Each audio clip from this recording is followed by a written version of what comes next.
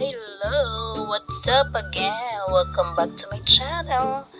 So, for today's video is nagluto naman ako ng aking kare-kare version.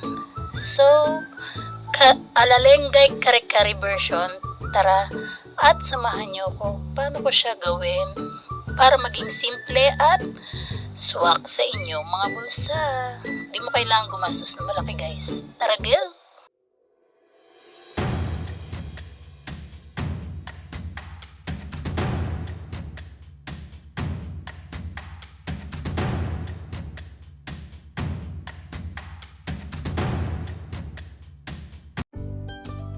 Ito na guys, at naglagay na ako ng mantika. Yung mantika ko, paalala ko ulit, yan po ay vegetable oil. So, pinrito ko na nga yung talong. Yan ang sikreto ng masarap na kare-kare. Kailangan yung mga sahog mong gulay na ilalagay is iprito mo muna para lumabas yung katas niya sa loob ng mga gulay. Ayan, at prinito ko na nga siya at set aside natin yung talong. So, yung sitaw naman, ayan, masarap yan siya kapag ka piniprito. Syempre, yung mga katas ng gulay na nasa loob is parang ipapamoist lang natin. Yan, pinukpok pa nga yung kawali at nahihirapan ako humawak sa aking cellphone habang nagbibideo. Ayan, mekos-mekos mo lang yan mga insan. Ganyan lang yung pag-fry ng mga gulay. Syempre, hindi naman din ganon kaganda kung ilalagay mo na siya agad sa niluluto mo, lalo na kung kare-kare. Ito kasi ang sekreto ng kare-kare. Piprituhin mo muna yung gulay para pag kinain mo yung gulay, pagkagat mo ay may masarap na lasa. Ayan, set aside ko na rin yung sitaw. So, heto na. Nilagay ko na yung bawang at ipinrito ko na rin. Prito no? Naggisa na nga ako ng bawang, sibuyas, ayan. So, depende na lang sa inyo guys kung ano pa yung mga gusto nyong ilagay sa inyong kare-kare na kapag kayo ay naggisa. So, nilagay ko na yung aking karne. Yung karne na binili ko nga pala guys na halagang 150 is kakapiranggot lang yung taba. Halos karamihan dyan sa pinili ko na karne is malaman talaga siya. Binili ko pala yan ng buo. Hindi ko alam kung anong tawag dun sa buong karne na ganun. Posta ba yun? Basta ganun. Buong karne yung binili ko sa halagang 150 at pinahiwa-hiwa ko na lang siya ng cubes at ako na lang din ang naghihiwa dito sa bahay. So, ayun na nga. Nilagyan ko siya ng kaunting mainit na tubig at pinakuluan ko ng katamtaman lang. Pakuluan nyo rin yung karne guys para syempre dahil kare-kare yung uulamin nyo, kailangan masarap yung karne at sobrang lambot. Ayan, nilagyan ko na rin ng paminta. O diba? Bukasara ako na niluluto ko. Ayan, imekos-mekos ko lang siya pagkatapos ko siyang lagyan ng paminta.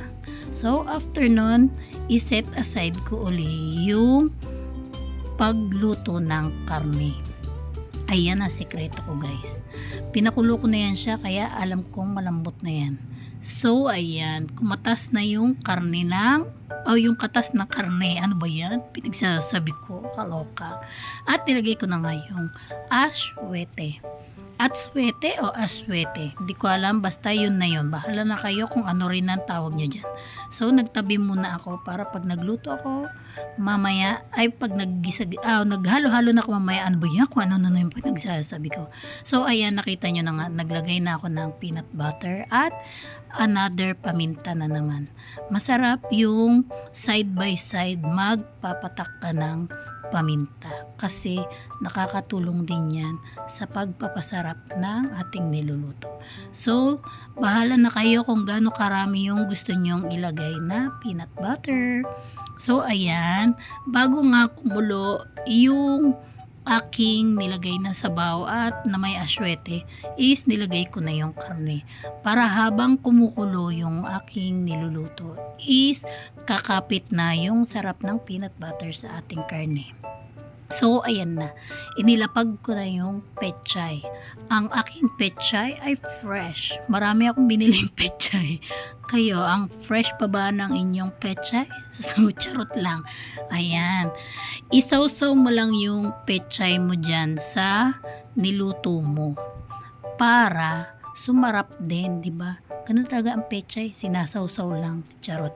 Ayan, kapag ka medyo nag-transparent na yung pechay, tanggalin mo na siya. Kasi malalabsak yan. Hindi na masarap yung pechay kapag lamog na. 'Di ba? Aminin, pag lamog na ang pechay, hindi na masarap kainin. So, ayan, tinanggal ko na nga yung aking pechay dyan, nung medyo nag-transparent na yung kulay ng mga sanga-sanga niya. At sinet aside ko muna. O, di ba? May nahulog pa. Ayan. At naglagay na ako ng laurel. So, ito na yung aking kanin. Ayan, luto na rin siya. So, mapaparami na naman sila ng kain nito mamayang gabi. Kasi tanghalian, ako lang kakain mag-isa guys. Panggabi lahat ng mga kasama ko dito sa bahay. So, nilagyan ko na ng pangpalapot. Depende din sa inyo guys kung gano'n nyo kagusto ang lapot ng inyong kare-kare. Pero ako, gusto ko yung malapot talaga siya. Dahil gano'n ang kare-kare. Para pagsabaw pa lang, ay, masarap na. Tsaka yung iba, yung kare-kare ng iba, is walang lasa. Ako pag nagluluto ako ng kare-kare, is nilalagyan ko na ng lasa. Maliban pa sa bagoong.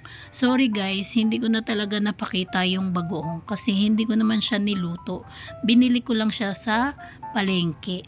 Sa halagang 35 pesos yung bagoong na nabili ko. Kaya hindi ko na siya napakita kasi hindi ko naman talaga naluto. So, ayan na. At nilagay ko na yung aking mga toppings na talong. Ayan. Ang talong ni Manoy. Ilagay mo na siya dyan. Ganyan lang yung pagprito ko sa kanya. Yung parang minimal brownish lang yung aking talong. Ayoko ng sunog na talong. Hindi masarap. Charot. So, ilagay na rin natin yung sitaw, o diba? Nakita nyo naman guys kung gaano ka texture nung aking mga gulay-gulay.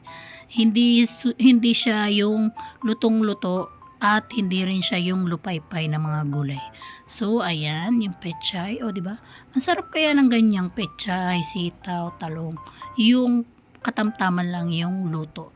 Kasi maluluto pa siya dito pag pakulo ng ating kare-kare. Niluluto ko na talaga siya ng gano'n kasi para hindi siya malalagsak dito sa ibabaw ng kare-kare kapag nilagay mo na. At saka yung parang hilaw-hilaw pa. Yun, gano'n. Siyempre, pag nagluto ako ng kare-kare, gano'n na nga kamura. Tapos, pa, di ba? Anong tawag dyan? Wala pang kabuhay-buhay. O, diba? Ayan na ang aking kare-kare. So, pinakukuluan ko na lang siya. At tatakpan ko na lang din yan siya maya-maya. Ipinapakita ko lang sa inyo kung gaano kaganda yung aking kawali. Charot. O, diba? At least kahit ganyan yung kawali ko, nakakapagluto pa rin ako ng masarap. Ayan. Dahil hindi tayo makabili ng kawali, bumili tayo ng kare-kare. Charot. Bahala na kayo umintindi. So, ayan, pinakukuluan ko na nga lang yan siya.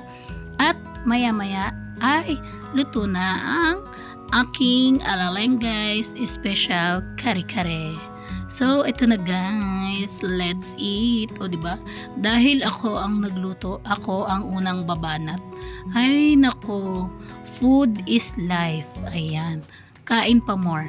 Kaya pinapakita ko talaga sa inyo yung aking plato. Yan. Isang cup lang yan ng rice guys. Sa totoo lang, nabibitin talaga ako kapag kumakain talaga ako. Lalo ganito kasarap ang ulam. Pero, kailangan nating magtiis. Dahil hindi tayo pwede kumain ng sobra-sobra at hindi rin tayo pwede kumain ng konting-konti. Doon lang tayo sa tamang kain. Kaya ayan, dahil 1 cup rice lang ang lola nyo, tipid-tipirin niya talaga yung kanin niya at damihan na lang ng lola mo ang gulay. So ayan na guys. O, di ba? Ang sarap ng subo niya kasi gutom na siya. Tsaka paborito ko talaga ang kare-kare, guys. Bihira lang din talaga ako magluto ng kare-kare kasi magluluto lang ako nito kapag meron akong peanut butter sa rep at matagal na siyang na-stock sa rep na hindi na nila maubos-ubos dahil ako lang ang mahilig sa peanut butter. Ayan. So, bahala kayo dyan, guys, kung magutom kayo. Charot. Ang sarap talaga. O, diba? Pinapakita ko. Lalo na yung talong. Pag kinagat mo, grabe. Ang sarap. Nandun yung namumuot na lasa. Kasi kapag hindi mo yan siya pinrito, walang lasa sa gitna, guys. Alam mo yung lasang presko pa na gulay. Ganun ang lasa noon. Kaya kailangan medyo subside lang. Konting prito lang. Ganun. Ayan, o diba, subo siya ng subo. Gutom talaga ako dyan, guys, sa totoo lang. Parang di naman yata ako nabusog. Marami talaga akong gutom, lalo't nasa bahay lang ako. Ayan, nakakagutom sa bahay, guys. Lalo na kapag marami kayong ginagawa. Tapos mamaya pag upo mo, ay pagod na pagod yung katawan mo. Hindi mo alam kung anong gagawin mo at gusto mo na lang kumain. Ayan. Dahil hindi nga ako palalabas ng bahay. Nasa bahay lang talaga ako. Ay hindi, nasa labas. Charot. Ayun, pasensya na kayo sa aking kadaldalan. So, yun lang guys. Maraming salamat sa inyo at yun, at ingat kayo palagi kung saan man sulok kayo ng mundo. Maraming salamat sa inyong mga suporta guys. Ayan, mauubos na nga. O, diba? Pinakita ko pa kung gaano kalaki yung aking plato. O, diba? Isang dangkal lang. Ganyan ako magplato. Ayoko nalakihan kasi gusto ko maliit lang para kapag nilagay ko yung kanin ko at saka mga ulam ko is feeling ko marami na.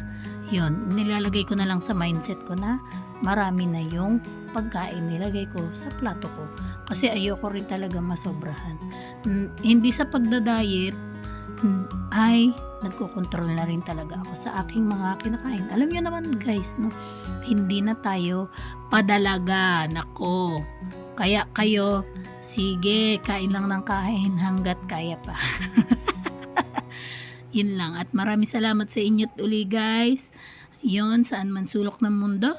Ingat-ingat tayo. Ingat tayo guys. Ayun, sa mga hindi pa nakapag-like, share, subscribe sa aking YouTube channel.